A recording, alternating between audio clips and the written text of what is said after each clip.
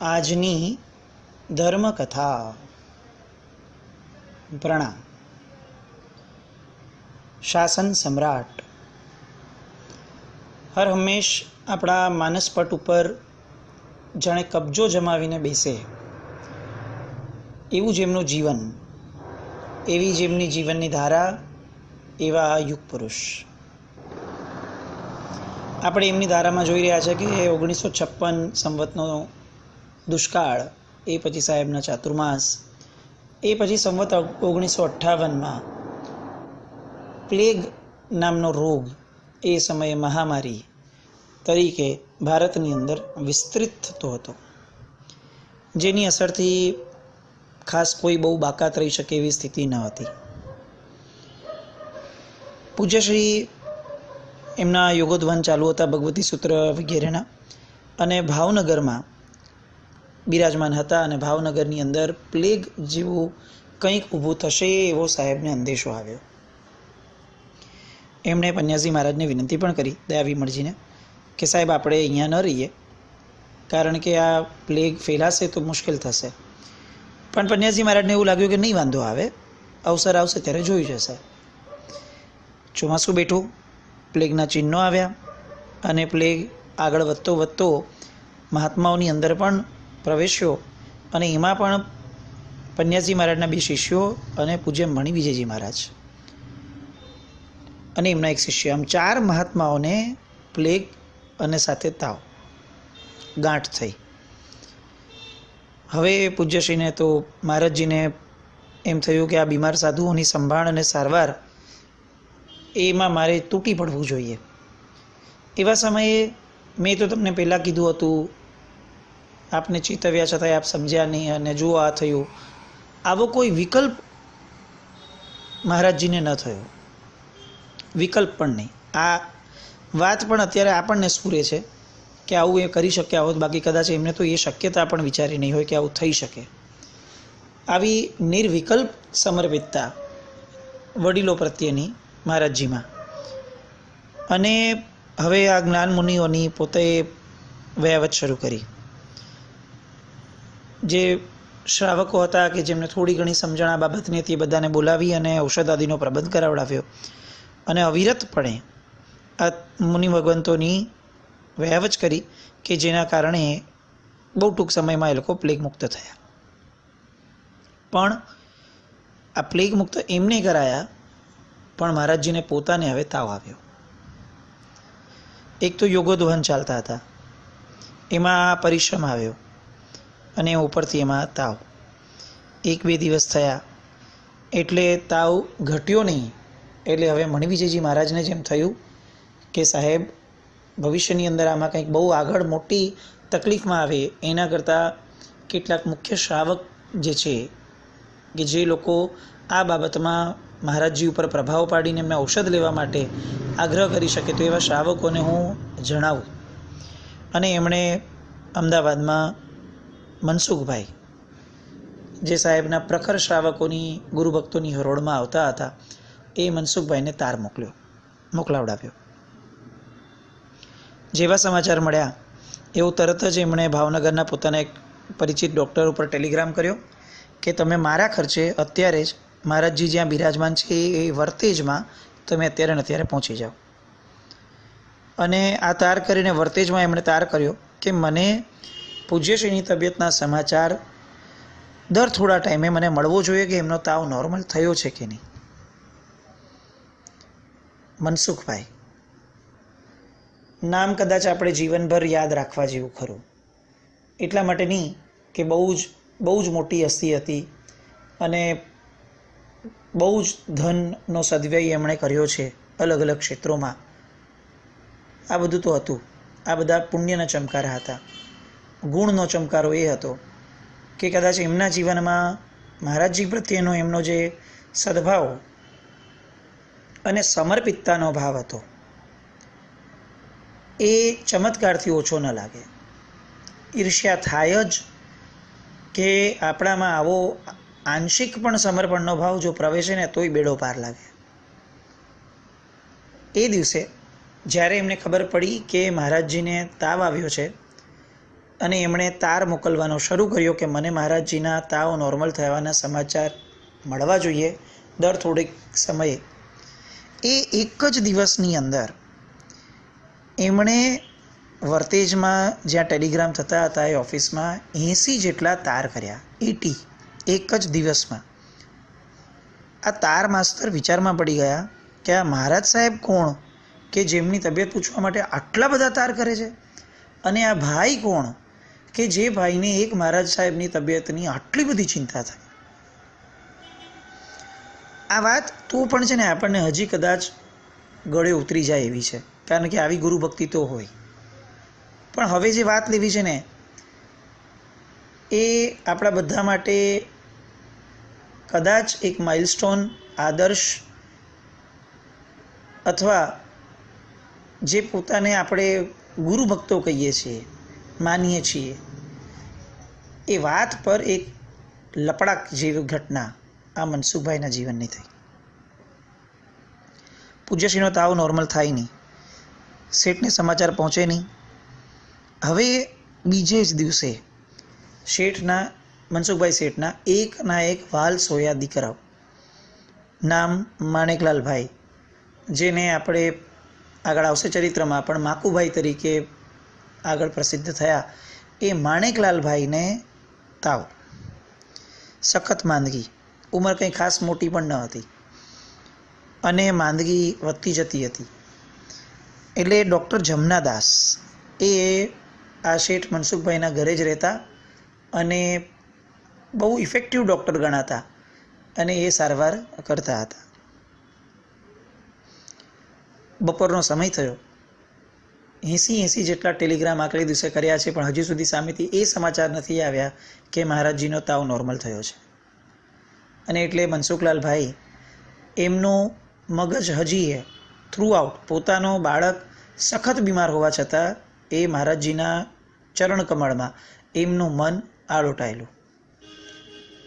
પરાકાષ્ઠા ત્યારે થઈ કે જ્યારે બપોરના સમયે આ મનસુખભાઈએ ડૉક્ટર સાહેબને બોલાવ્યા અને જમનાદાસભાઈ ડૉક્ટરને વાત કરી કે તમે તાત્કાલિક અત્યારે ને અત્યારે વર્તેજ જવા નીકળો,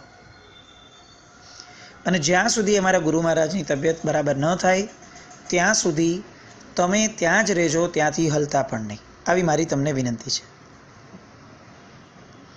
શેઠ ડૉક્ટરે કીધું કે શેઠ, માણેકભાઈની તબિયત આટલી નરમ છે, એમની સારવાર હું કરું છું, મારા સિવાય બીજું કોઈ કરી પણ નહીં શકે, કારણ કે આખી ગ્રીપ મારા હાથમાં છે. તો શેઠ, મારાથી એમને છોડીને કઈ રીતે જવાય? અને એ સમયે માણેકભાઈની તબિયત માટે જ્યારે પ્રશ્ન થયો અને મનસુખભાઈએ જે જવાબ આપ્યો, એ જવાબ આપણે કંડારી દેવા જેવો છે આપણા હૃદય ઉપર. ગુરુ ભક્તિની ડેફિનેશન અગર કોઈ ભવિષ્યમાં આપણને પૂછે તો કદાચ આખો ને આખો જવાબ એમને સંભળાવી દેવાનું મન થાય, એવો જવાબ આ ડૉક્ટર સાહેબને મનસુખભાઈએ આપ્યો. બહુ ગદગદ કંઠે એ બોલ્યા કે ડૉક્ટર સાહેબ, જોકે ધર્મના પ્રભાવથી મારો માણેક સારો થઈ જ જશે, અને છતાંય મારી એની સાથેની લેણા દેણી કદાચ ઓછી નીકળે એવું પણ બને, અને એના શરીરને ન કરે નારાયણ અને કદાચ કંઈ થઈ જાય તો પણ ફક્ત મને અને મારા કુટુંબને માટે જ એ ઘટના દુઃખકર બનશે. પણ પૂજ્ય મહારાજજીના શરીરને કંઈ થયું તો સમગ્ર હિન્દુસ્તાનના સંઘો અને શાસન એ અનાથ થઈ જશે.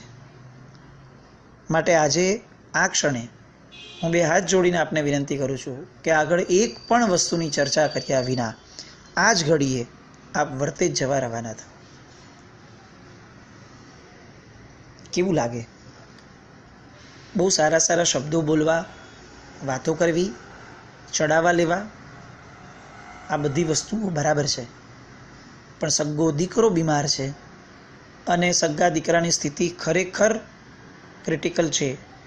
એવા સમયે જે ડૉક્ટર પોતાના સગ્ગા દીકરાને વ્યવસ્થિત ટ્રેક ઉપર લાવી શકે એમ છે, એવા ડૉક્ટરને પોતે જ સામે ચડીને રવાના કરવો અને પોતાના ગુરુ મહારાજને આવતો તાવ જ્યાં સુધી ન મટે ત્યાં સુધી પોતાનું ચિત્ત એમાં પરોવીને રાખવું અને આવડો મોટો નિર્ણય લેવો, આમ કલ્પના કરીએ આપણે આંખ બંધ કરીને કે આપણા કેસમાં આવું શક્ય છે? પગની નીચેથી જમીન ધ્રુજી જાય આપણી, કે આ કઈ રીતે મનસુખભાઈ આવો નિર્ણય લઈ શક્યા હશે? અને આવા કેટલાય શ્રેષ્ઠીવર્યો, એ બધાની શ્રદ્ધાનું અને સમર્પિતતાનું કેન્દ્ર એ સમયે જો કોઈ હોય તો એ હતા મહારાજજી, શાસન સમ્રાટ નેમિસુરીશ્વરજી મહારાજા. મનસુખભાઈની અદ્ભુત સમર્પિતતા, અદ્ભુત. આમ સલામ કરવાનું મન થાય કે ભગવાન આવો ભાવ અમારા જીવનમાં પ્રગટે, એવી કંઈક કૃપા વરસે, અને સ્વજનોને છોડી અને ગુરુને પોતાના સ્વજન સૌથી પહેલાં ગણીએ, આવો ભાવ અમારામાં પણ પ્રગટે. ડૉક્ટર તત્કાળ વર્તે જ ગયા અને 2 કે 3 દિવસનો જ પરિશ્રમ ડૉક્ટરનો, અને બધા નિશ્ચિંત થયા અને સાહેબની તબિયત બેટર થઈ. એ પછીથી મહારાજજીની પન્યાસ પદવીના જોગ પૂરા થયા એટલે હવે પન્યાસ પદવી આપવાનું નક્કી થયું કે આપવી છે, અને સાહેબ વલભીપુર પધાર્યા. આજે આપણે જેને વલભીપુર કહીએ છીએ, નામ બહુ પોપ્યુલર છે, શત્રુંજય જવું હોય તો લગભગ આપણે આ નામથી પરિચિત રહ્યા હોઈએ. આ વલ્લભીપુર જે છે એ બહુ વર્ષો પહેલાં એક મહાન સામ્રાજ્યના સ્તંભ ગણાતું હતું. મ્લેચ્છોના હાથે એનો ભંગ થયો, વલ્લભી ભંગ થઈ. આ એક બહુ પોપ્યુલર ફ્રેઝ આવતો કે વલ્લભીનો ભંગ થયો, અને પછીથી ઘણા વર્ષો સુધી એનો નામનો પણ અપભ્રંશ થયો. વલ્લભીપુરનું વલહી થયું, વલહીનું વલઈ, અને છેવટે વડા થયું. શાસન સમ્રાટ જ્યારે હતા એ કાળની અંદર આ વલ્લભીપુર નામ ન હતું, એ સમયે વડા નામ બોલાતું હતું, વડા. પણ વલ્લભીપુરના નામદાર ઠાકોર સાહેબને ગંભીરસિંહ મહારાજ સાહેબ સાથે બહુ સારું રેપો હતો, અને ગંભીરસિંહ મહારાજ સાહેબે અત્યંત પ્રામાણિક પ્રયાસો કરી અને ફરીથી વલ્લભીપુર એવું નામ આ ઠાકોર પાસેથી અપાવડાવ્યું હતું. એવા આ વલ્લભીપુરની અંદર પૂજ્ય ગુરુ ભગવંતો પધાર્યા, અને એટલી અપરંપાર શ્રદ્ધા ત્યાંના ઠાકોરને સાહેબ ઉપર, પન્યાસી મહારાજ ઉપર, કે એમનો સખત આગ્રહ રહ્યો કે તમારે પદવી અહીંયા જ કરવાની છે, અને હવે હું તમને અહીંયાથી જવા જ નહીં દઉં.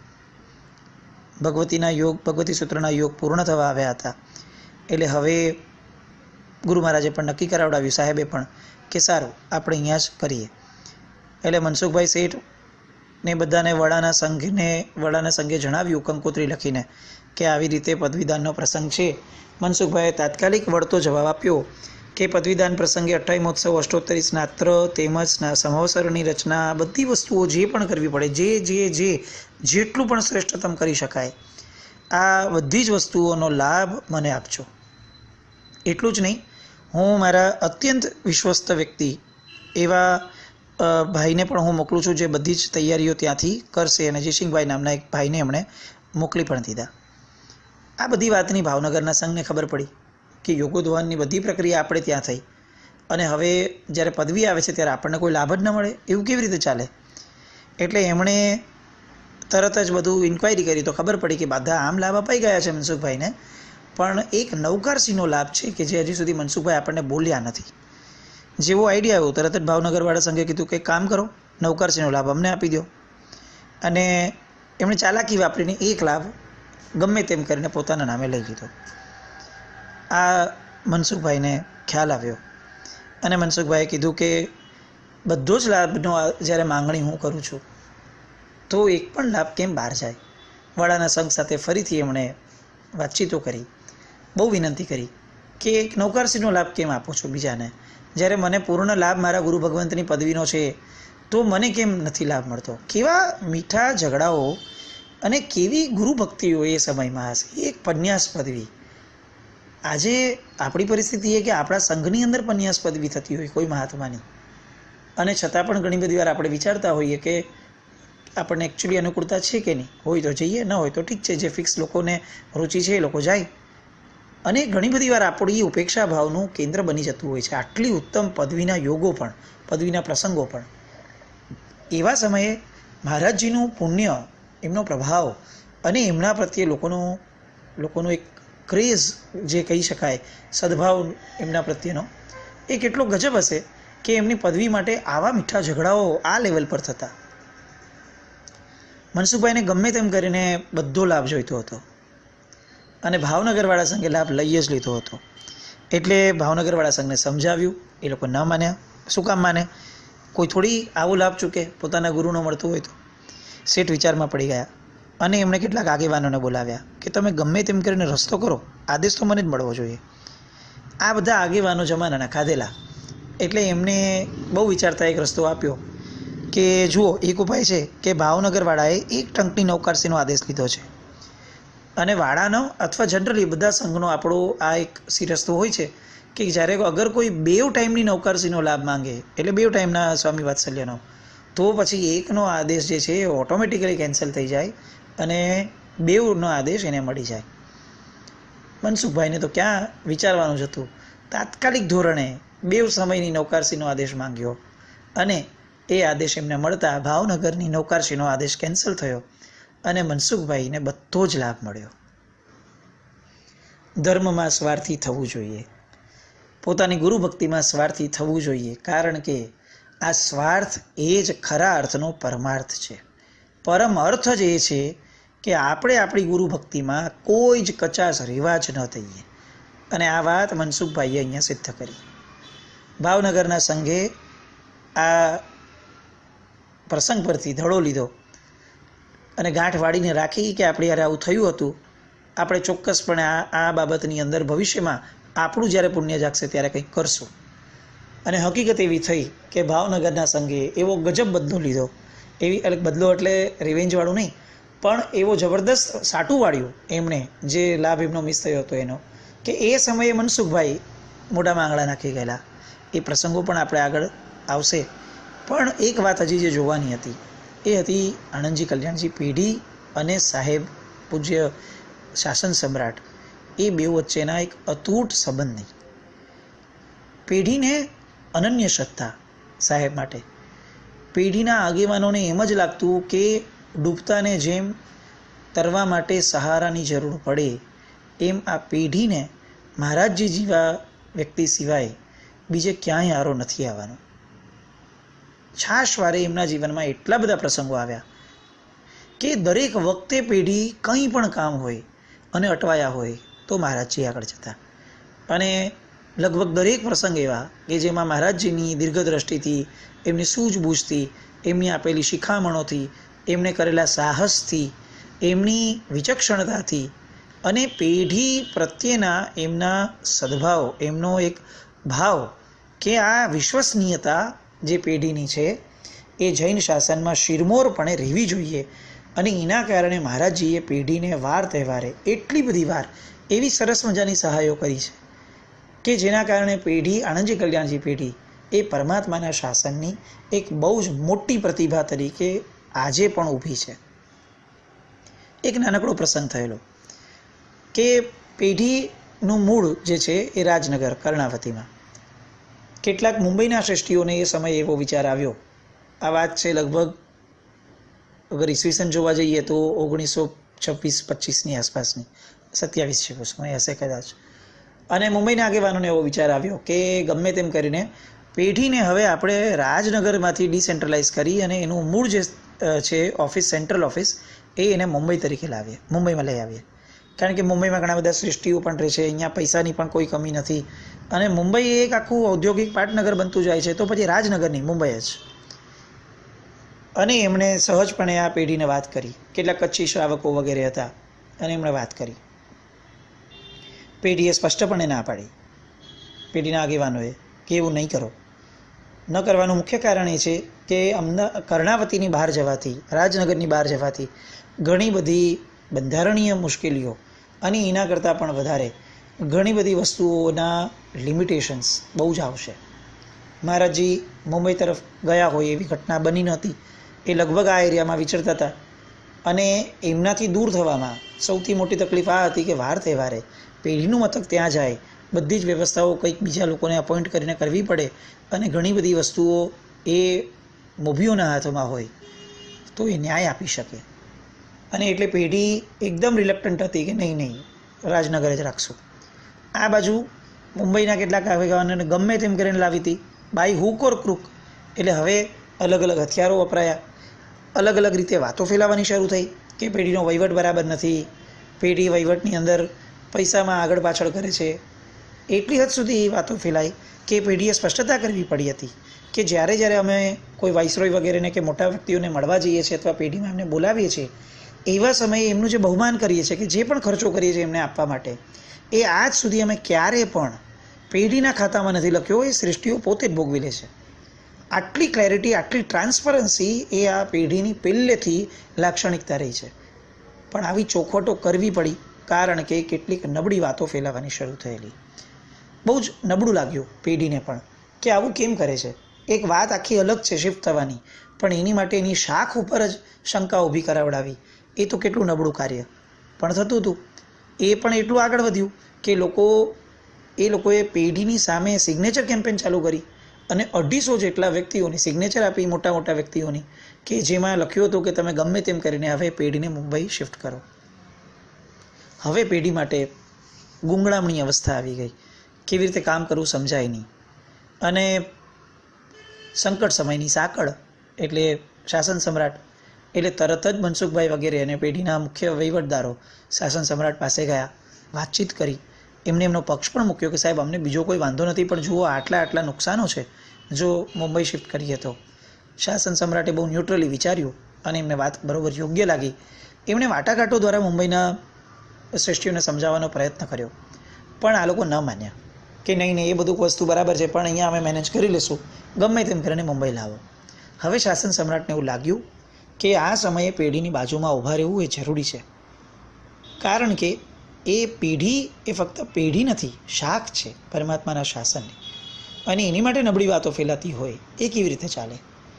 એટલે પોતે સાધુપણામાં છે, પોતાના કર્તવ્યોમાં આટલા નિષ્ઠ છે, કોઈ પણ પ્રકારે આ બધી વસ્તુઓમાં વચ્ચે પડવું એ એમને પોતાને ઇષ્ટ લાગે એવું પણ ન હતું. ને તેમ છતાં પરમાત્માના શાસનની પેઢીની શાખ એ ક્યાંય પણ દાવ પર ન લાગે એ માટે હવે શાસન સમ્રાટે અલગ અલગ રીતે અલગ અલગ સંઘોમાં પોતાની વાણી દ્વારા, પોતાના પત્રો દ્વારા કહેણ મોકલ્યા.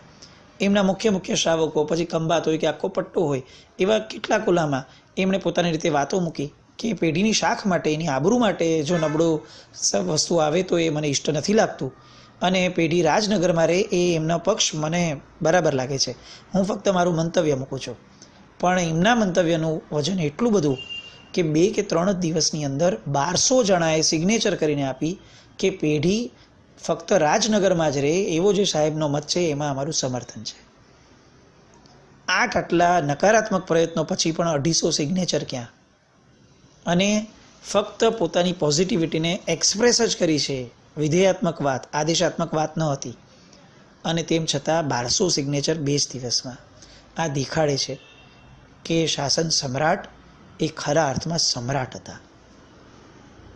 અને પરમાત્માના શાસનની સંસ્થાઓની બાજુમાં અડીખમ સામે ચડીને ઊભા રહ્યા છે.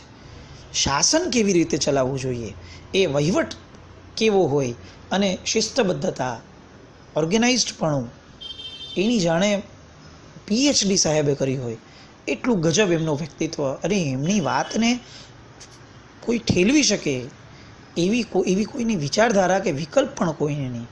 આવું ગજબ સામ્રાજ્ય જેનું હતું એને આપણે સમ્રાટ ન કહીએ તો શું કહીએ. હજી તો આ સમ્રાટના એટલા બધા પ્રસંગો કે આપણને એમ લાગે કે આપણે ગાતા જ જઈએ ગુણગાન. અને સામે કમનસીબી પણ લાગે કે આપણી આજની પેઢીએ શાસન સમ્રાટને ન્યાય નથી જ આપ્યો. સંભાવ આપણે આપણા વતનો છોડી અને મુંબઈમાં આવી ગયા, પણ આ વતનો ઉપર સાહેબનો ઉપકાર શું હતો એ ભૂલીને આપણે જે બહુ મોટી ભૂલો કરી છે એને ફરીથી રિવાઈવ કરવા જેવી છે.